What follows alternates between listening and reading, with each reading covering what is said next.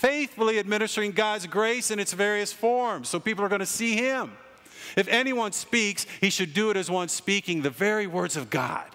And if anyone serves, he should do it with the strength God provides, so that in all things God may be praised through Jesus Christ. To him be the glory and the power forever and ever. Amen. There's this parable that I shared with a group here at Blackhawk before we went out to serve. And the parable goes like this. A peasant in a kingdom. Just picture a medieval kingdom. A peasant only has a garden to his name, and he has this best product, the best produce of his garden was this carrot. It was beautiful. And he desires to take the carrot and give it to the king. And the king says, "Thank you. Isn't your garden adjacent to my land?" And the peasant said, "Yes." He said, "I'm going to give you 100 acres. The peasant said, "Thank you." A nobleman was looking on, and he thought, 100 acres for a carrot. I wonder what you get if you give the king a horse. So he takes the king a horse, and he gives it to the king, and the king says, "Thank you." And he goes on his way, and the nobleman says, "Wait, stop, king. I saw the peasant give you a carrot, and you gave him 100 acres. I gave you a horse, and you didn't give me anything. What's going on?" The king looked at the nobleman and said, "The peasant gave the gift to me. You gave the gift to yourself." That's the difference of lording it over, of hiding the light or diluting the salt, and serving, coming in with a heart that's from the bottom up. And so here's what I'd like you to do when you say, "I'm a servant of Christ," and you serve, you define the lead, the need, and the deed. I'd like you to do this, write this down. Surrender the opportunity and the outcome to God. Surrender the opportunity and the outcome to God. I want you to look for opportunities to use your gifts to lead someone to surrender to Christ, no matter what the arena is. This is not something that takes place only in this building. I want you to look for opportunities to use your gifts to lead someone to surrender to Christ. Service leads to surrender because serving illuminates the heart of Christ and draws others to him. That's why serving satisfies us more than being served. Paul quoted Jesus as saying this in Acts 20, verse 35. He said, "It's more blessed. You're going to be more happy. You'll be happier if you give than when you receive. You'll be happier when you serve, and rather than be served." And here's the big idea.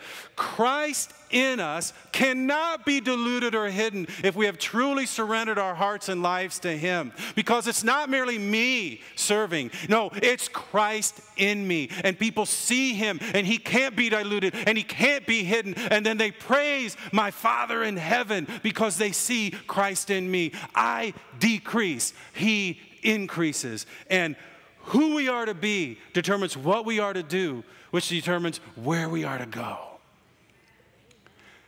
And I just got to share this with you, and I'll close. I'll let you in on a window in my soul.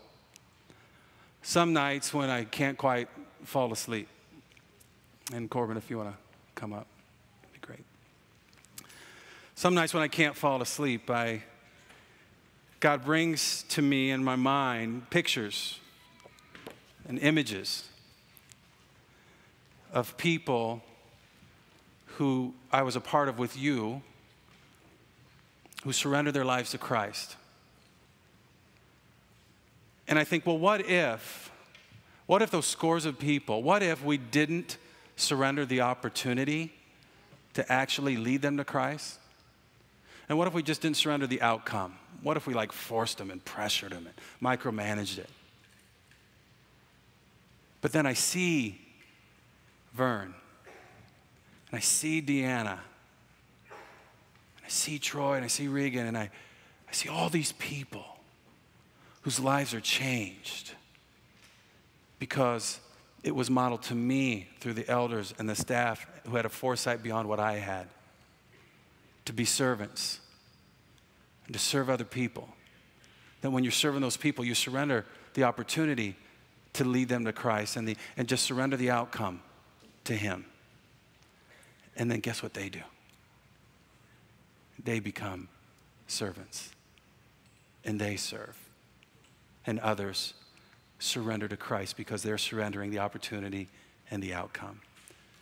The team's going to sing, and I just would love it if you would just pray to God as they sing, that you would make this song your prayer and say, God, reveal the Spirit of God, Christ, the servant in me. I am a servant of Christ. Help me to realize that's my identity this week. I'm going to serve God. Define in me that lead, that need and that deed. And God, I will surrender the opportunity and the outcome to you, because who you've designed me to be is going to determine what I've been designed to do, which is going to determine where I've been designed to go.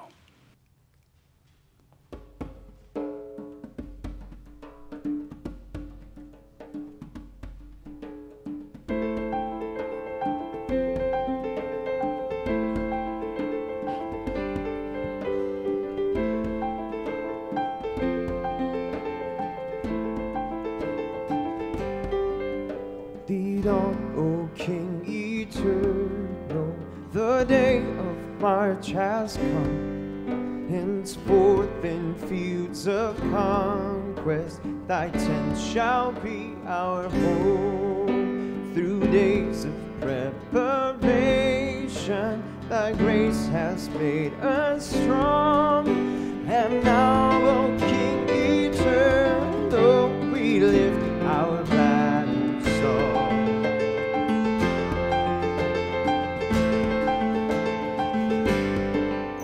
Lead on, O King eternal, till sin's fierce war have ceased, and holiness shall whisper the sweet amen of peace. For not with swords loud clashing, nor roll of stirring drums, with deeds of love and mercy, the heavenly kingdom comes.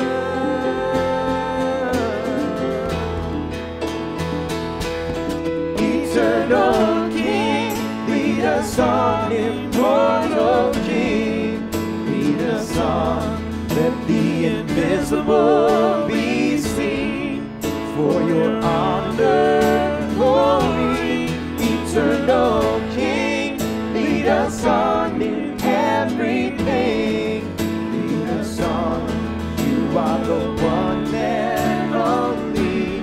Lead us on.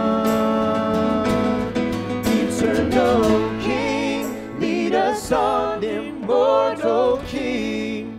Lead us on, let the invisible be seen, for your honor and glory. Eternal King, lead us on in everything.